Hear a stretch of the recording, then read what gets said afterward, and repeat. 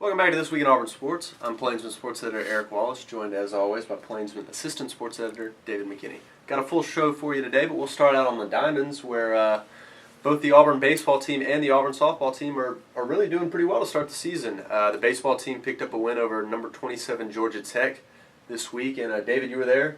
Another impressive outing from Keegan Thompson, right? Yeah, it was real impressive. He had kind of a shaky outing the one before, and I talked to him after the game, and he said the key to that outing was he found his fastball. He hit fastball control, and Coach Sonny Galloway agreed. He said when Keegan's fastball really changes almost the whole state of the program. So I believe Keegan had 9 strikeouts, no walks, and only 6 hits off of him. So yeah, it was a solid outing for him, and obviously the rest of the team had a pretty good day too. They had a 7-1 win over a ranked team. Mm-hmm.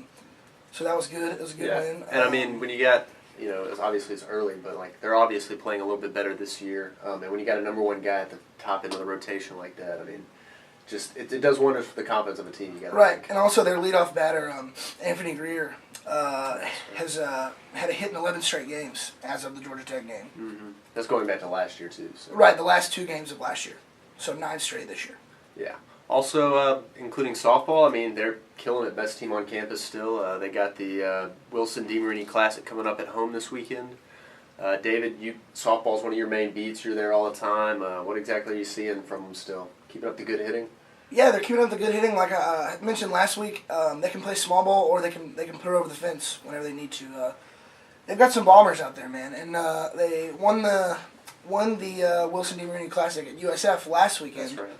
And they'll host that this weekend. Got a win last night, a 6-2 win over Texas State. Mm-hmm. Not the dominating style of win that they've sort of become accustomed to, but didn't run rule them, yeah. Right. I talked to Coach Myers last night, and he said, kind of Gus Malzahn said that good teams find a way to win, and that's what they did last night. So yeah, they're absolutely the best team on campus. They're off to an 18-1 start, and got their sights set on Oklahoma City for the College World Series. Absolutely. So if you're on campus, be sure to check them out over at Jane B. Moore Field. Other teams that have some home matchups, the gymnastics team, still in the top 10, still doing really well. They've got a top 10 matchup against Georgia in the Auburn Arena tonight. We'll have full coverage of that on our brand spanking new website. Be sure to check that out if you haven't. But we'll have photos, video, and a recap from the Auburn top 10 matchup against Georgia. So be sure to look at that.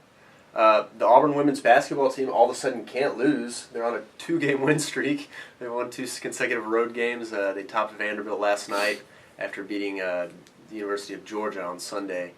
That's got to do wonders for their confidence after an incredible streak to start off SEC play. We'll see if they can build on that. They'll take on Alabama next on their schedule. And last but not least, the Auburn men's basketball team is pretty much in a tailspin, I guess you could say.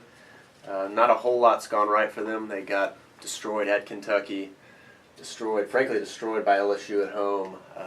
They were just beaten physically. They were beaten, skillfully. LSU was hitting threes, and you got to wonder what's left for this team. What can they do? We've obviously seen the best of them. So one thing that's interesting to me is, they struggled so much on the road at the beginning of the season, and now they're on a 6-game home losing streak. Yeah.